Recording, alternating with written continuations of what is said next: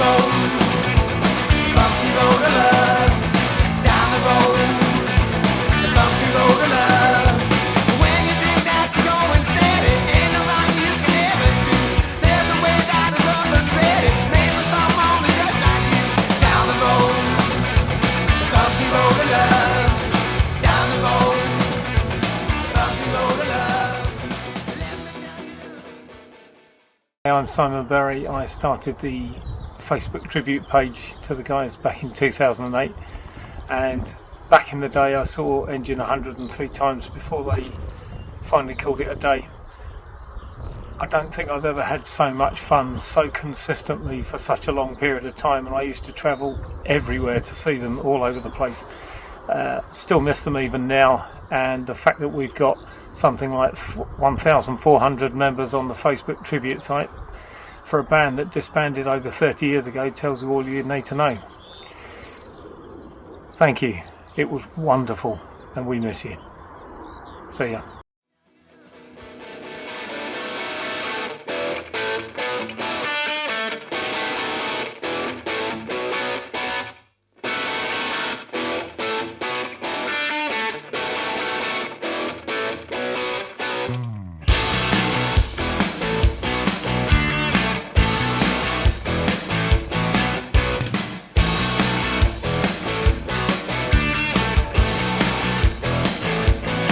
Well, I'm a white and woolly, and you only have to take a glance to see my canine smile, rip the seat out of your pants.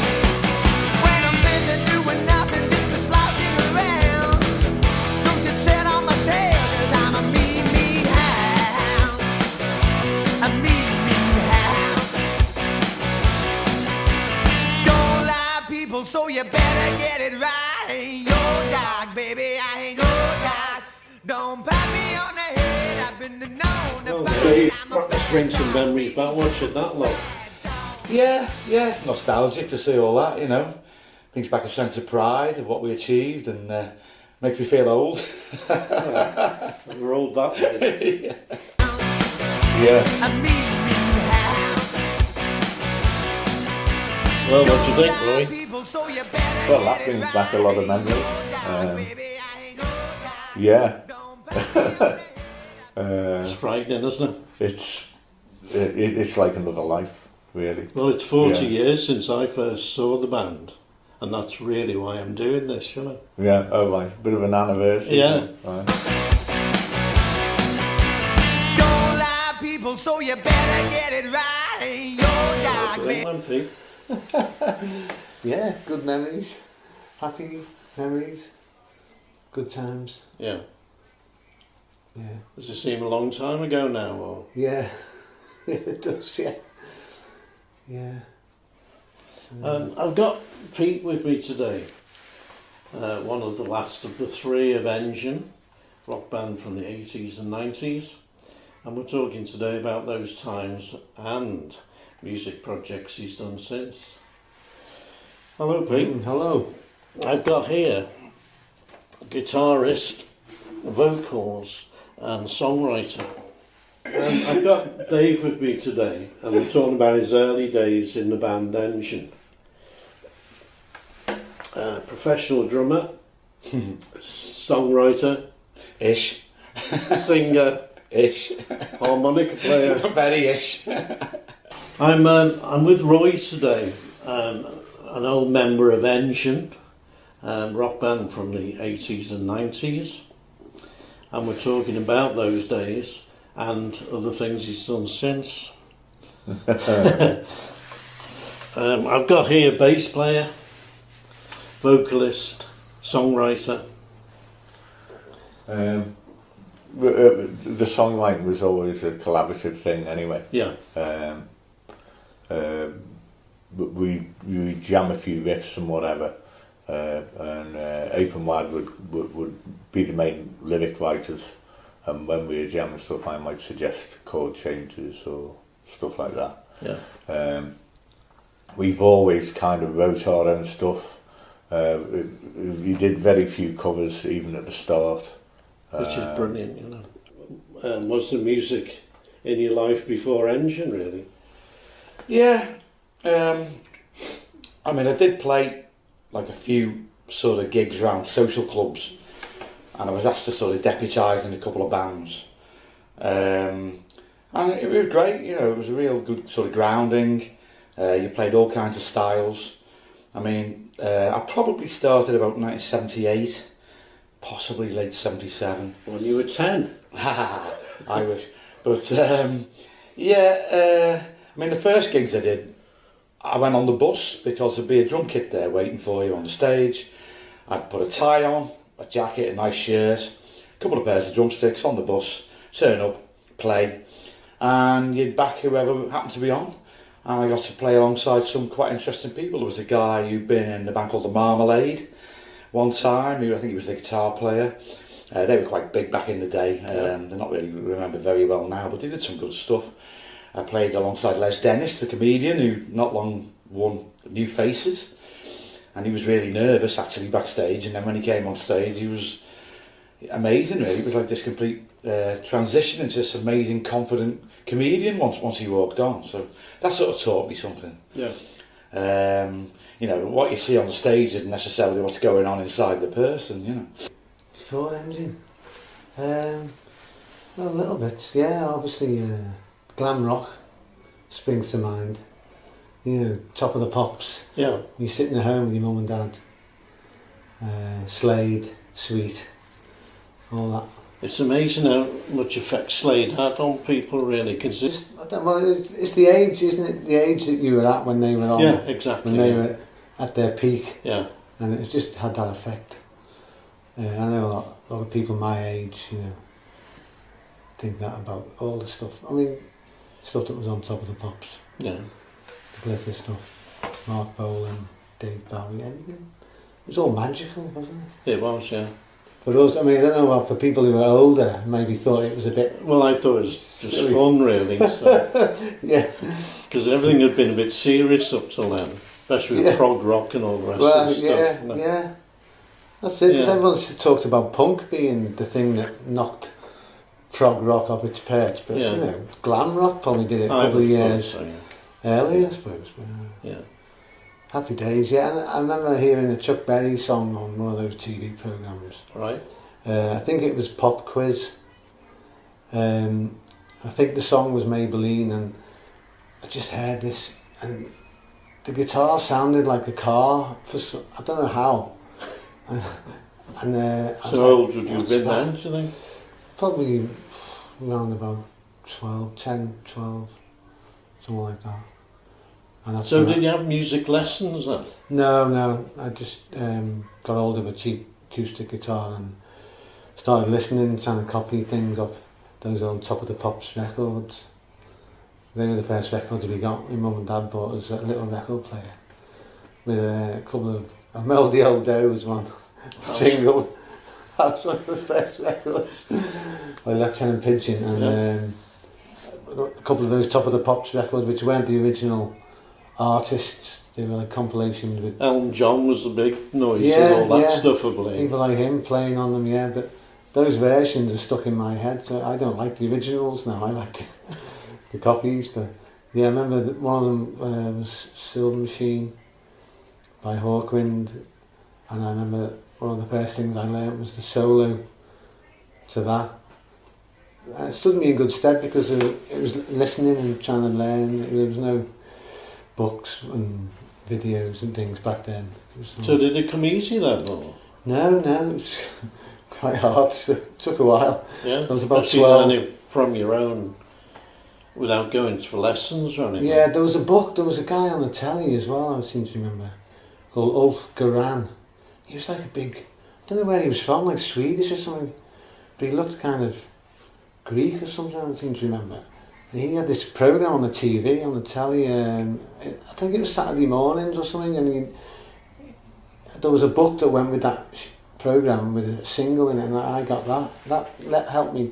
That had what they call tab, which is the easy way of learning music for guitar. It's just numbers. Yeah. Because you didn't have Bert Wheaton, you see, my age group had Bert Wheaton. That's it, yeah. Playing a day. Yeah, that was the legendary one, wasn't it? we had influenced sort of like by the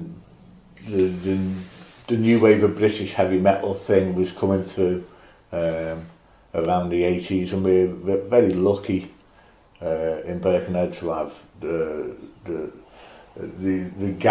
gallery was the weekend club would have touring bands, and Sir James, which was they'd have bands midweek, sort of on a Monday and a Wednesday, and we'd go down and we'd watch them. And this was John Savatsky that was sorting all that stuff out. Yes, Thunder. Rolling Thunder, yes, and it was kind of when we formed the band and wanted to do something more entertaining, because we were watching bands that would come on, play the stuff and walk off again, and it wasn't really entertaining, so I think we decided from the off that we wanted to do something a bit more different. The music was quite thrashy at the start, but we'd well, you still had the punk hanging around there. Yes, really. well, that's it. And so we kind of introduced a lot of silliness. There's space hoppers coming on space hoppers. We'd have a props case that we'd have masks and clubs and things, and just generally mess around on stage. We do a version of Old MacDonald's Farm to get people to join in. And Wad's Musical Face, of course, which is a one-off. Nerves is a big thing in our game. I've seen bands waiting to go on backstage, passing round bottles of whiskey and lugging it back and then going on, and it's, hey, I fortunately have never suffered from nerves. I'm a person who likes to get up there and get stuck into them, I can't wait to get up there and crack on, but I don't want to embarrass you, but knowing your mum, that's possibly why you're not. Yeah, this guy knew my mother, so we go back a long way, don't we, Bob? We certainly do. I'm thinking about what music you were into before you actually even thought of joining a band. Where did all that come from? I'm the youngest of three brothers. My older brother Phil, he was in a band in the 60s called the LSD that played the Cavern. And if you go up Matthew Street, where they've got the names of the bricks on the wall, if you have a look behind John Lennon's head or the statue there, you'll see the LSD. Right. And I think he was pounds, shillings and pence, as his dad used to call them. So he was a drummer. My other brother Gaddy, he was more of a biker. He had long flowing locks, and he was the one that had the records of the 70s, sort of your Quo, Purple, Sabbath, that sort of thing. And so that was always in the house, and so that was kind of the influence of our Gaddy. So before we could afford albums, he was already there. Well, that was it. I think in school I was supposed to join the violin class, but they didn't have room in the violin class, and I said, he said, do you want to learn the cello? I said, what's that? He said, well, it's like a violin, only bigger. I didn't realise you had to stick it between your legs. But yeah, then I ended up putting it on my knee and started playing it that way. And Dave had a little practice pad with his sticks, and we do versions of Children of the Grave on practice pad and cello. Brilliant. Next question is how you all met, really. Well, yeah, I knew Roy or Yozzer from school, from primary school, and then we went to the secondary school, the grammar school.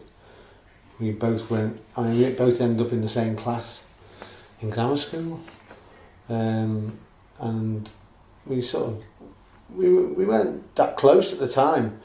I was starting to play guitar, and I found out that he had a bass. I remember him pulling up outside some shops in his dad's car one day, and he said, "Pete, come here." And I went over, and he had this Gibson copy bass, SG bass. And I was like, wow, it's a real electric guitar. And yeah, so that, and obviously him and Dave had already, because they were sort of related, second cousins or something, and so they already knew each other. So we arranged to get together, yeah, for just to see, just see what happened, really. And it just sort of worked straight away, Yeah. Just the magic, and having Dave playing drums, because he'd already had lessons, so he was sort of well ahead of us, I suppose, as a sort of,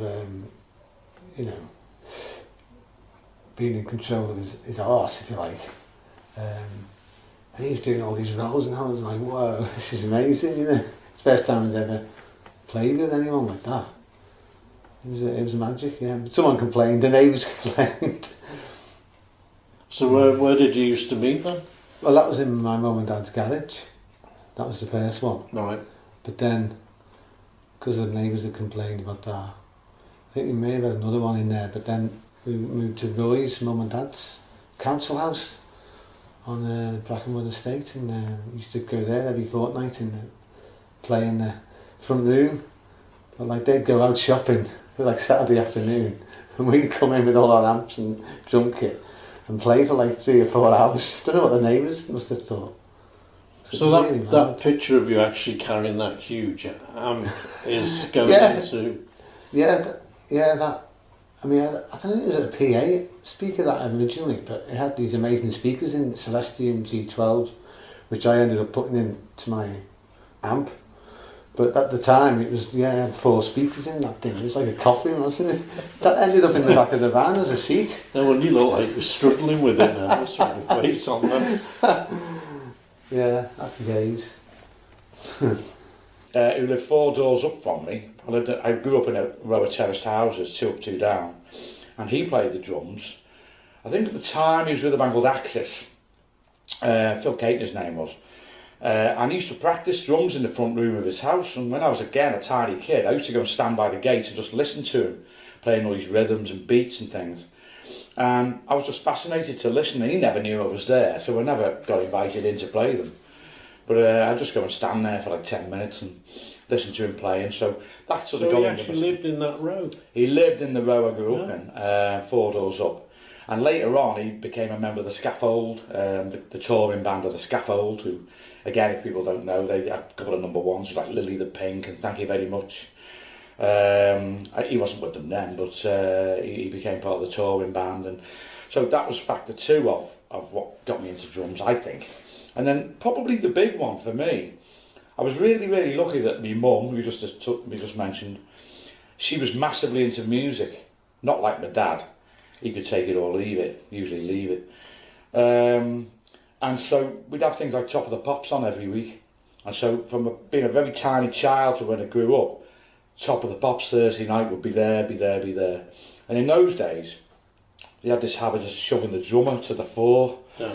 And so you'd see all these amazing bands, and the drummer would be there, right, and these amazing drum kits of that time, or Glitz, Silver Spark, and like, I mean, the Sweet, these drummers were amazing.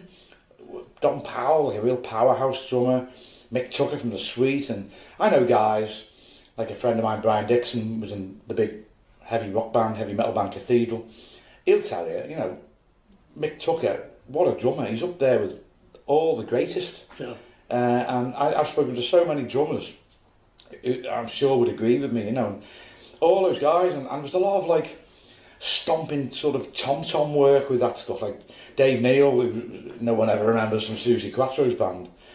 He would do it, like, dun, dun, dun, dun, dun, all that kind of stuff, and it gets you there, and so all that kind of stuff was a big influence on me. And then as time progressed, I started playing along to albums. I had this setup where we had a hi-fi system, we called it a music centre in those days, with a massive long lead that went through the living room, past my mum and dad's feet where they were watching television, up the stairs to a pair of headphones, put the side of an album on, headphones on, play along to one side of an album, run down, turn it over, run back up, play along to the second side. And the thing was, it forced you to play along to every track on that album, so if there was like a sort of a quiet ballad you didn't really want to play to, you played to it, but it saved you going back down to put the stylus forward, so it forced you to play along to all the different styles. So that was a good grounding, really. Well, especially if you were doing social club stuff, because you didn't know what they were going to be singing next. You know? Quite often, all you'd have would be a 1, 2, 3, 4, and then you'd have to sort of find your feet and see what the song panned out as, really. Yeah. You'd completely go, oh, it might be 1, 2, 3, 1, 2. It could be a waltz, you know. So so I would say that's kind of where. After that, I mean, just in brief, once we got through that middle section of the 70s, and I was playing along to like Black Sabbath, Deep Purple, Status Quo, Thin Lizzy. They were the drummers really then that influenced me. So the drummers from all those bands, John Coughlin from Quo was a big influence. He's got a great swing and a great feel, but they're all amazing. The only one I never really played to, that we only got into later, was Led Zeppelin. And yet everyone really raves about Bonham, and he is amazing, but he wasn't an influence on me because I didn't own any Led Zeppelin at the time, but I owned albums by the others. And then, on the back of that, late 70s, punk came in, and I really got into the punk thing, which was because of the energy, and I liked the attitude and the sneer of it. You know, the antisocial thing that was there, which I was young and sort of, you know, felt like I was a bit of a rebel. So I quite embraced punk, really. I used to buy a few of the punk albums, like I'm Stranded by the Saints, and Germ-Free Adolescence, X-Ray Specs, and stuff by the Lurkers and stuff like that. So so that's probably in a nutshell music for me. The drummers who influenced me, and sort of how I got into the drums. So a bit of a lengthy answer, but there you go. No, that's good. That's good. Thank And we had our first rehearsal, I think, in the summer of '79 in the garage. The garage of Pete Wade's house, which is called the Trough. And from that first sort of like jam together, it was kind of, oh, we've got something here we can actually, you know, use and So is that immediate then? more or less. I'd say, it was kind of, this is a three-piece was the way forward. We were toying with getting a singer, but in the end we didn't. We just stayed as a two-piece. Yeah. That's always the hardest part, is someone who's going to be the singer, you know. Yeah, and it was kind of, we were 16, 15, 16, so we had a long way off before we could start playing in pubs or whatever, and so we developed right material until we did reach the point of the first gig. So how long was that time then? About 2 years? Like yeah. First gig was in '82, October 30th, at the Joiners Arms in Chorley. A good friend of ours, Pete Dutton at the time, we were fans of thieir, which were a Manchester-based band. He got in touch and said that a band that couldn't do the gig, and could we do it? I said, yeah, no problem, as if we'd been gigging before, and of course we hadn't. And there was a mad panic to hire a PA from Hammer Sound, and my dad hired a van and drove us up to Chorley, and we did our first gig there. thieir, what a great name for a band. Yeah. Did they ever record? Or? They did. They've got like I think it was a weird 10-inch EP. They were part of the new. They were lumped into the new wave of British heavy metal, even though they weren't. They were more blues based. Yeah, I feel. And we become friends with them, and Jip Nicholson, who was the guitarist. He always championed Engine. He was always a fan of the band. Good. I've got, how did Engine become as big as they did? And was that always the ambition, or? I think the ambition was to do a gig after 2 years. There's a bit of a leap asking that question, really, isn't it? So from that first gig, it's like, yes, we've done it. We've done a gig, and we bought a van after that, Coco van, and it would basically be the band and about 10 roadies, all our friends, just pile into this van and go off anywhere and everywhere. To go and do a gig. I don't think money was particularly a concern at the time. It was just get away and go to Blackpool or somewhere exotic and do gigs, hire lights.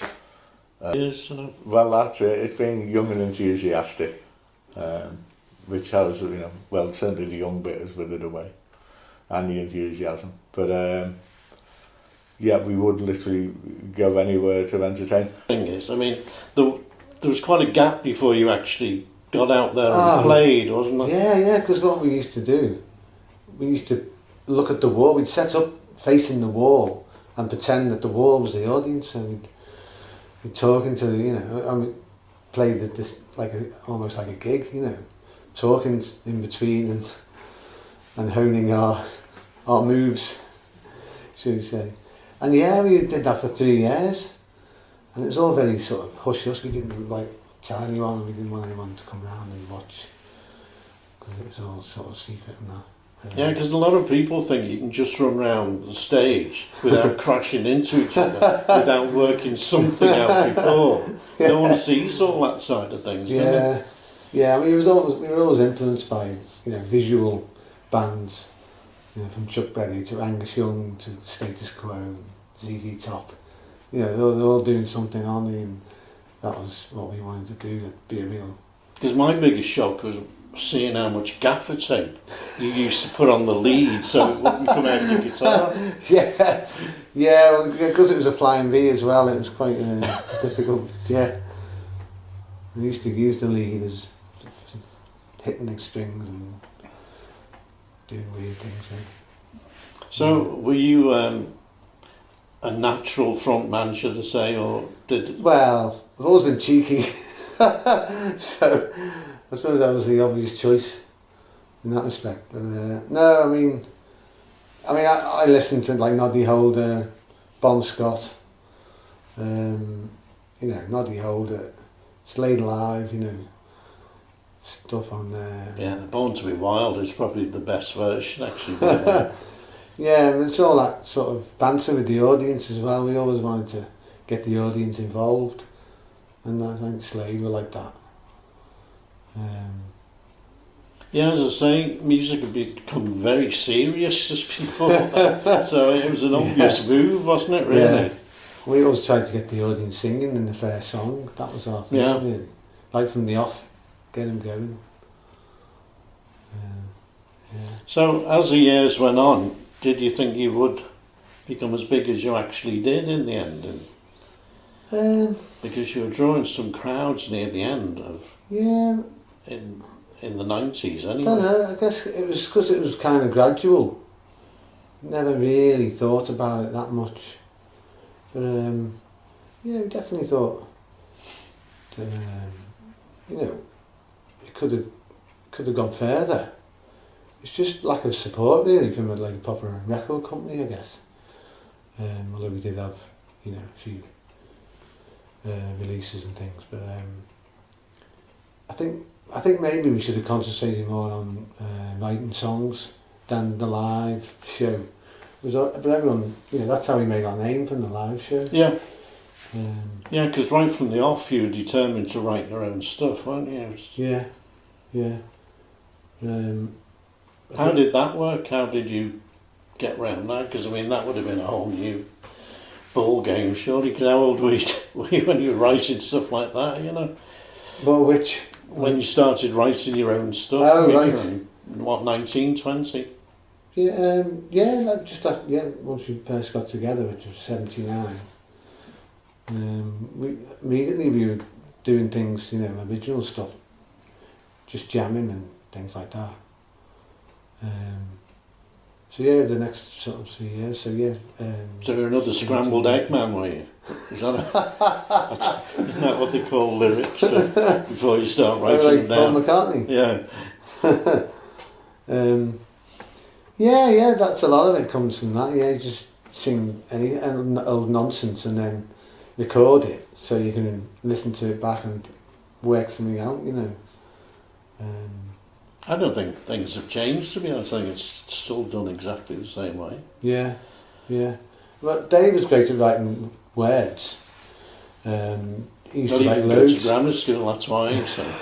He wrote loads of wrote loads of lyrics, and so we were never short of lyrics. So sometimes, yeah, you give us some lyrics and we maybe write the song to the lyrics. You know, like I'm a bad dog maybe came from that. Yeah, good. First paid gig of Engine? Well, the first one we did really. I say paid. You've got to remember that we were so dedicated once we actually started to gig in 1982 that we didn't actually take a penny until 1988 when we turned fully professional. Every single penny we got went back into the band, to the extent where we wouldn't even have a round of drinks on the band. You know, if we did a gig, we'd have to buy our own beer. But we needed the money. We needed the money to buy like lights and PA equipment and things like that, all the stuff you need. And even then... Well, how many vans did you go through over the years? One van had about 3 different engines in it for a start. We had and we were lucky because Yozzer's brother, Gary, was a mechanic. I mean, it was anyway. I mean, from that first gig in Chorley, we were pretty relentless. But then by that time, we sort of had to gig a lot to get the wages in because we were paying 2 lads to work with us as well. Yeah. We had like helpers, 2 friends of ours, Lowy and Percy particularly, but there were other guys who helped as well. There was a guy called Gonzo who was a big help to us, cracking guy, all cracking lads, and real big help. You know, you need that extra help because it's hard work and so much travelling. You know, the real work is the travelling really and the hanging about. And the humping gear up and down stairs and things. Yeah, people think that the stage is right next to the doors, but it never is it? Up and down not 5 even on the steps. same floor, yeah. The Lion in Warrington, which was a big rock venue in its day. I think even David Bowie played there back in the day, and Clapton and all these names, Deep Purple, all these people got mentioned. It had a fire escape at the back, and it was lethal in the winter. Say it was iced up, or something like that in the winter, humping gear up and down it. And there'd be places with about 3 or 4 flights of stairs, there'd be gigs in basements. You'd be out there in all weathers, in the snow and ice, travelling, and snow drifts. And I could tell you 1,000,001 stories about gigging in winter. And then gigging in summer, you'd be playing in heat waves, you know, and you'd be absolutely exhausted with the heat. Pubs wouldn't open the windows because the neighbours complained about the volume, and there'd be no air conditioning, and be playing in like unbelievable, you know, heat, as I say, you know. Yeah, it's just, and the way we went at it with Engine, full on, take no prisoners stuff. Yeah. So you can imagine. So going back to your original question, we were doing a lot of gigs. I can remember doing like tours, and I can remember doing things like 14. I think at its limit, we did like 14 nights on the bounce without a break on one occasion. But later on, we decided what we'd do is we'd do like a tour from sort of October through to the end of December and bunch a load of dates together, and then they'd be on the back of a t-shirt, all these dates. You played alongside some big names as well. I mean, I don't want to name drop, but were any favourites or? Well, obviously Rory Gallagher, but although we never met him, he was on the same bill as us in the Mildenhall Festival. I mean, he's a great, you know, hero of mine. Because the things you used to do in the Isle of Man were quite big as well, weren't they? Yeah, obviously, yeah. Susie Quattro, she'd been, you know, from that glam era that we're talking about. Yeah. So she was kind of like we were a bit starstruck when we saw her at the side of the stage.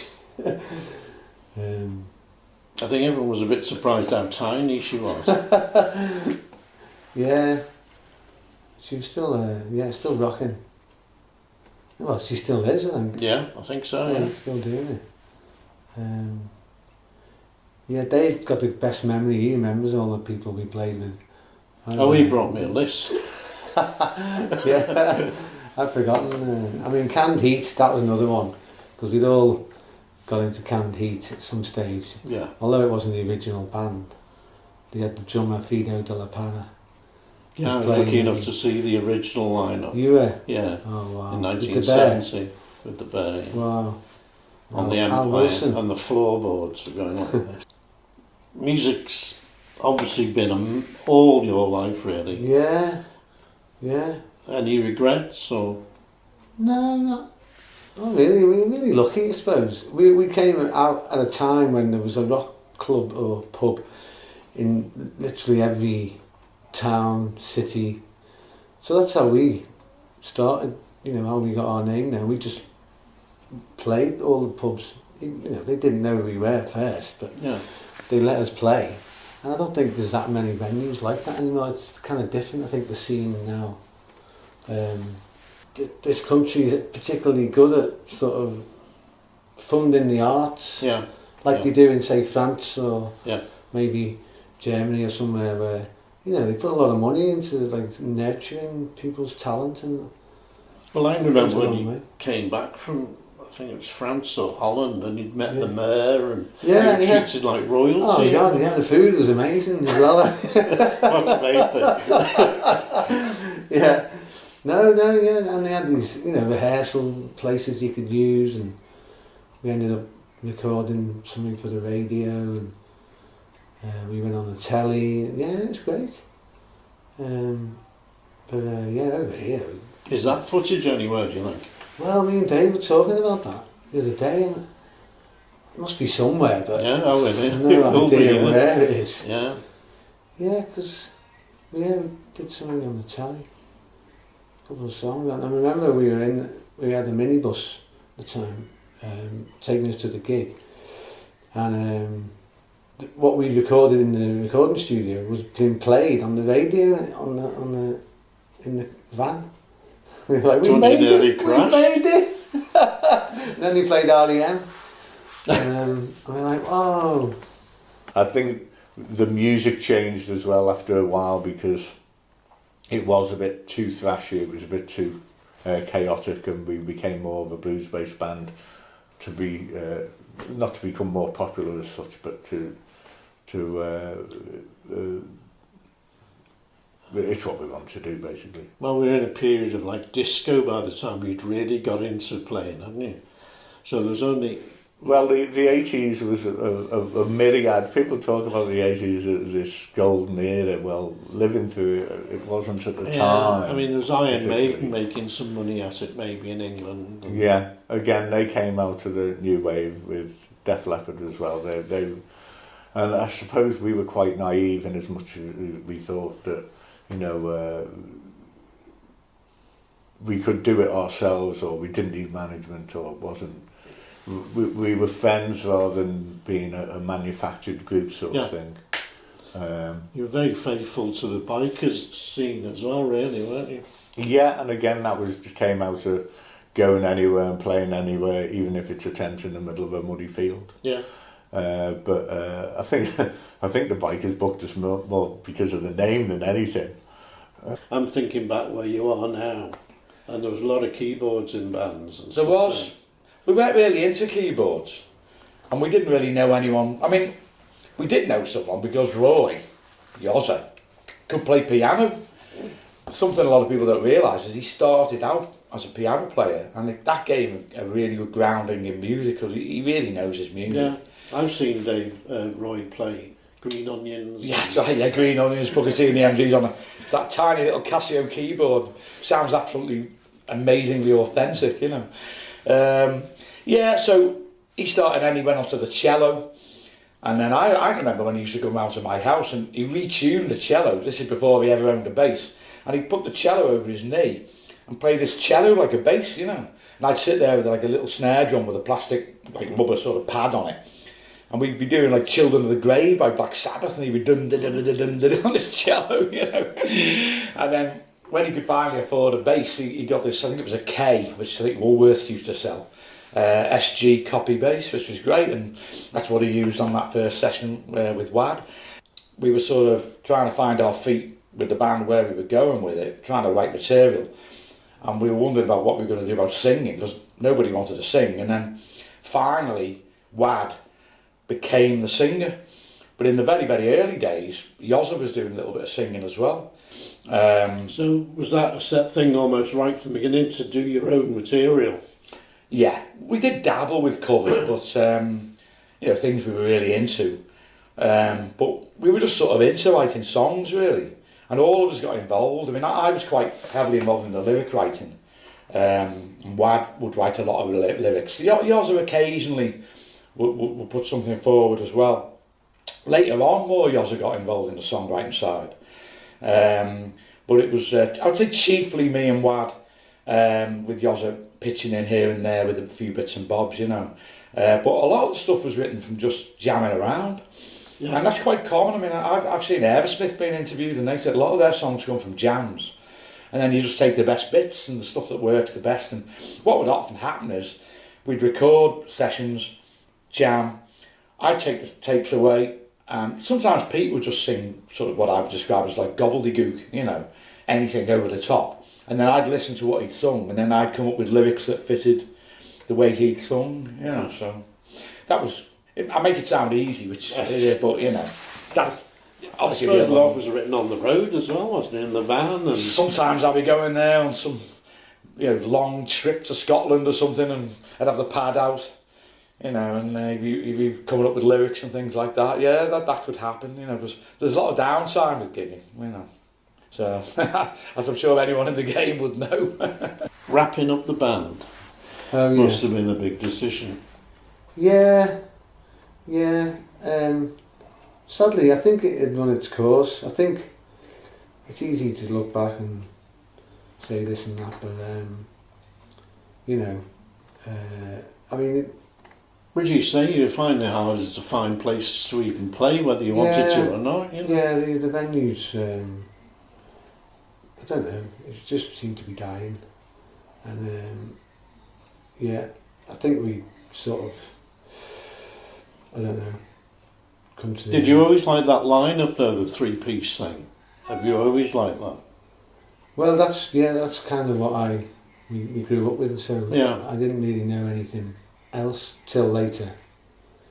But what size audiences were you playing to with them then? Especially the festivals.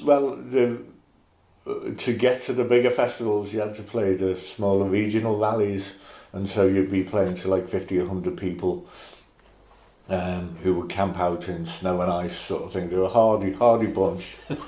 And then we moved to, our name got around, and so we ended up doing the bigger biker valleys, like Kent Custom and Rock and Blues and Bulldog Bash, that sort of thing. That all came later on. Right. So where did that album come from then? Who paid for that? The well-oiled album? That was a biker magazine called Backstreet Heroes. The McFarlane, I think his name was, came and saw us and liked it, and he decided to put us in a studio in Stockport and record a live album in the studio, if you like. We had fans come up and from all over really for the recording of the album. So what was the idea of putting it on vinyl in those days? Because we were well in CDs by then, weren't we, really? Again, it was just through the magazine, the Backstreet Heroes magazine. They offered to pay for it all, and we said yeah, so there we go. So talking about CDs, I have got this with me. What kind of memories does that bring back? And that was, I believe, quite a fuss to get that onto CD eventually. It was a lot of travelling up the East Lancs Road to Lee, where we recorded it at Bus Stop Studios. We recorded the drums in D-side, in Buckley, I think it was, in the cellars of a brewery. Oh right. The kit went down there, and then the guitars, bass, vocals, all done in Bus Stop. So is that why there's so much depth to the drums? Because they do come across quite loud, say the least. Yeah, I think we close mic'd them, and then we stuck mics at the end of the. It was almost like a cavern where it's a long. You played alongside many bands. Did you have any favourites or? Because I believe you played the Isle of Man quite a few times. We did. It was nice to see Susie Quattro in the wings watching us. And playing with legends like, you know, Uriah Heep and Rory Gallagher, and played with Hawkwind a few times, played with Dr. Feelgood quite a few times. Just to be on the same bill was good. Canned Heat. Wrapping up the band, how was that decided? And that must have been quite a big move, really. It was mid-90s, it was kind of gigs were drying up, and so we had to diversify, if you like. We started the Acoustic Engineers that became the Jalapenos. The Jalapenos had a residency at Glossop Blues Club, and we play every Sunday, which was more like an open mic night where people could get up and you know, so that kept us going for a bit. We started Status Quid, a Crow tribute with Carl Benson, and then Carl Benson became the bass player with the Jalapenos when I left. And when Pete left Status Quid, Mike Holmes came in. I went on to do Tree Man Zoo after that. All right. The Tree Man was original, yeah. We Yeah. usually throw in a few covers. But that kind of, again, I left them sort of 2005, 2006, something like that. But there's a bit of a resurgence where Tree Man is back now in the studio. We put 4 tracks down, hoping to do another 4, and hopefully you know, there might be an album coming out of it. But there's a couple of vids on YouTube, so Tree Man's making a bit of a resurgence. You know, there's definitely a message in the songs as well. Yeah, Which is good. Oh, thanks for that, Roy. Great. Okay. Thank you very much. All right, no problem.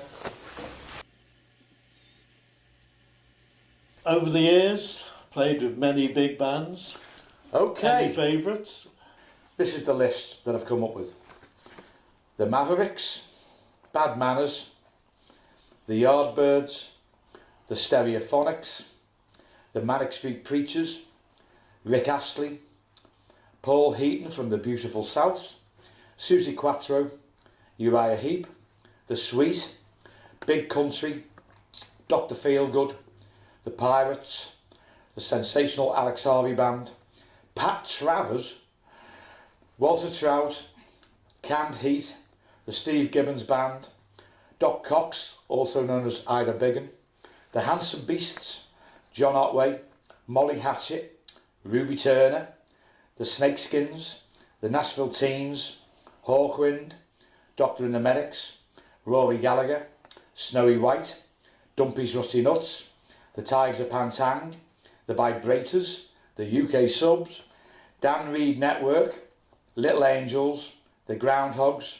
Stray, Alaska featuring Bernie Marsden and Don Airy, Graham Oliver from Saxon, Grim Reaper, Heavy Petting, Omar and the Howlers, Girls' School, Show of Hands, the folk band, Oyster Band, Mad Dog, good mates of ours, Dan Baird's Bluefields, Dan Baird being from the Georgia Satellites, the Heavy Metal Kids, the Gutter Brothers, the Atom Seed, Dogs D'Amour, Nightwing, You Slosh, The Farm, Brian Robertson from Thin Lizzy, McFly, Mama's Boys, Tiger Tails, Dizzy Mama, Mind Funk, the Bullet Boys, Papa Chubby, Lawnmower Death, the Mac Lads, Man, Magnum, the Almighty, and Bob Young from Status Quo.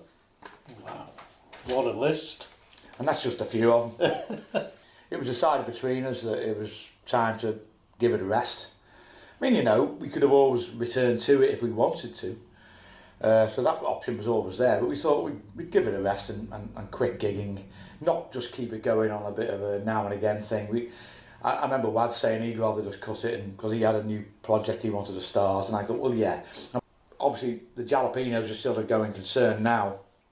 I mean, we had a great guy called John. Rockin' Johnny D came in for 6 years because Martin left he'd been 20 years service with us, and it all got a bit much for him. Work-wise, he was doing a full-time job in the end and stuff like that.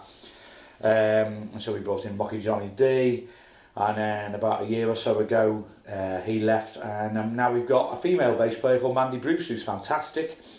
She comes from what I would describe as a punk background. She used to be in a brilliant they're still going now, all-girl punk band called the Iconoclasts. Great they are. They still do occasional gigs now. They recently played up at the big punk festival they have annually in Blackpool.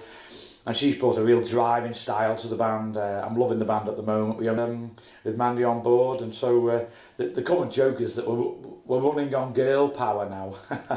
That's the current joke. So onwards and upwards really. Something like that. Yeah. So looking forward to doing lots more gigs, and the gigs are starting to come in, and everyone really seems to be enjoying what we're doing. So, and she even wears a Hawaiian shirt. Music and projects you've been involved with since Engine broke up? I've got a few here. You've got them. Mojo Filter. Yeah, Mojo Filter, yeah. That name. Oh, yeah. You've got the CDs. Yeah, I thought, I'll be clever, I'll use that name. Because it's from a Beatles song. Obviously, foolishly, there's about 1 million other bands called Mojo Filter. But no, we had some good times with that band. Where was this album recorded then? Tonewood, which is run by Mark Reeder, another great musician. I'm not sure if he's still got a studio. He's in Liverpool. Right. He's in Strider. Oh, right. Do you know Strider? Yeah. Yeah. Mark. My favourite album. Ah, yeah, so it was the same guys with Mojo Filter, but we just decided we were going to change the name, and with actually the album with all the original stuff here, which we're very proud of. Yeah, good album. And of course, and then we did the I blues. can't even look at this without feeling sad because of Tom, really, you know. Yeah, Tom Baker, great artist. That's the blues. Yeah, it's a really polished album, this, isn't it? Yeah, it's This is the one you did an Ellesmere Portrait of, this one. Yeah, Yeah. Whitby Studios, which we did half of that there as well, but also half in Parr Street. Right. But we used tape for that warmth. Nice sound, analogue sound. Yeah, which was nice. Yeah, and then And what are you up to now, dare I ask? well, I just mentioned Connie Lush, Oh, yeah, cool. Yeah. the great blues singer from Liverpool, who I played with for about 6 years. I had a great time all over Europe. Yeah, you certainly got around. Amazing. I mean, I thought I'd done a lot of travelling with Engine, but they went to Moscow, Denmark, Spain, France, Germany, all over. Amazing. What kind of audiences for that? It varied, honestly, varied a lot, sometimes very big. We did a big festival, the Pink Festival, or Pink Pop, with some big names like Joe Bonamassa. He was playing. Who else? Gary Moore was on. Paul Rogers. You know, huge names. Yeah. It was like we played in a big marquee. We were the best band on, actually. It was about 12 o'clock in the afternoon, but it filled up. That was good. Because Scandinavia, Holland, Germany, they still love the blues like Yeah, mad, don't they? That's what it was in Holland, yeah. And I think you really refined your slide guitar during that period as well, didn't you? Yeah, enjoyed a bit of slide. And yeah, Connie was great. And sadly, husband Terry passed away, bass player, recently. So now, so at the moment, I'm doing a Tom Petty show, Heartbreak, which is, it's been great, it's been hard work, trying to learn all the songs, but... Yeah, because a lot of lyrics in those songs, aren't they? Yeah, and they don't always make sense. Especially when the period when he was falling out with the music industry. Yeah, That was quite hard lyrics on some of them. Yeah. I still like the first album. I just Yeah, love yeah, that it's first great. Yeah, album. because he kind of came out around new wave, didn't he? Sort of like 78. So he was rocky, but he was in with the new wave guys 75 as well. is the album I've got. Was it that early? Yeah, Oh, right. yeah. Really? With Refugee on it. Yeah. Yeah. American Girl, is it? Yeah. Yeah, it's a good album. That. Mm. Just Have you got another guitarist? Or? Yeah. Adam Webb. He's Right. great guitarist. Yeah, he's been in like other bands like the Pearl Jam tribute, which he's currently starting up again. Yeah, so I play guitar, but he plays guitar as well, and we got another keyboard player who plays guitar as well, acoustic guitar. So there's 5 of us in all. Because Tom Petty live is quite guitar driven a lot, Yeah. really. A lot of solos on some of the live stuff. Yeah, that's what I like about it. You know, you can have a stretch out, you know, and Yeah. have a jam. And So where is that going? Is it just staying to Tom Petty, or is it going into the Wilburys? yeah, we're doing some of the Travelling Wilburys tunes, and we're getting a couple of the Stevie Nicks tracks. Oh, We've got a girl singer, Virginia Hayes, who's a singer-songwriter from Liverpool. She's singing. She's going to be singing at some of the shows, not all of the shows, because she can't always make it. But so that's another sort of avenue. right. Just adds in a bit more, you know. Because he's very distinctive looking. Yeah. How do you get away with that? I had to. Do you wear the hat? I had to don a hat, and then I say, a wig. Right. Blonde wig. Takes years off. Does it get a bit hot then? Funny enough, it doesn't seem to get too hot. I don't know why. I think lights have changed on the theatre now That's as well. the Haven't thing, you? Not yeah, like it's LEDs now, isn't it? Yeah. So you don't get the heat like you used to. Yeah. Fucking heck. because I mean the days when Dave used to get his drum kit set on fire, I think probably well gotten. No. Did you mention that? No. I remember, I think it was me who ran over to someone's table and grabbed a bottle of Newcastle Brown and threw it over the flames. Flipping heck. Yeah. Thank God it wasn't a bottle of whiskey. Yeah. Well, thanks for coming over, Peter. Oh, thanks Thank for you very having much. me. Yeah, enjoyed it.